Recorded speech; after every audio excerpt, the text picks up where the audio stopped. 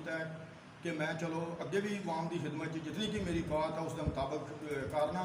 मैं ग्रामीण के भैन भरावान के जितने भी काम काज तमीरो तरक्की वाले वो भी करना।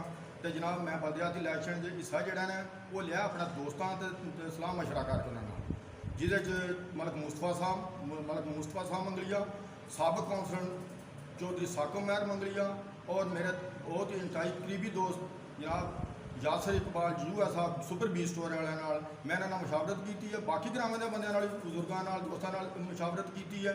तो जनाब मेरा मान मेरा ग्राम है, इंशाल्लाह मैं उम्मीद करना वो मनु यूज़ नहीं करने लगे। तो मैं अगे वध के अपनी काद के मुताबिक अपने ग्रामीण के वास्ते इंशाल्लाह कोशिश कराँगा। तो उस तो इलावा जी मेरी विलेज काउंसिल है उस मेरे दोस्त बाप बहुत ने, मैं उन्होंने भी रिक्वेस्ट कराँगा मेरा भरपूर साथ दो तो इंशाल्लाह ताला यूज़ नहीं कौन कराँगा।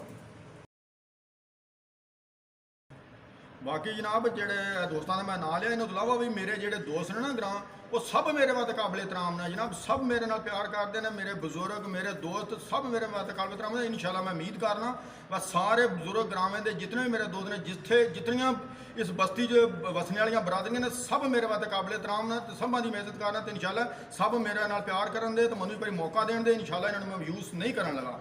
एक और इजाफा करना चाहना वह मैं जो कुछ भी अज आया मैं इन्होंने दोस्तों मीडिया वाले की वजह तो खास करके जो मकामी मेरे भाई ने मीडिया वाले, उस तो बाद गलियाने वाले, खारियां वाले, कोटले वाले, ये जितने मेरे दोस्त ने ठूठारे बहादुर वाले, ये जितने भी मेरे दोस्त ने मैं एक सफैदपोश आदमी है। इन्हों की वजह तो इतने पहुँचा तो इन्हों का मैं जितना भी शुक्रिया अदा करा उतना ही घट है, क्योंकि ये भी मेरे उतने ही शामिल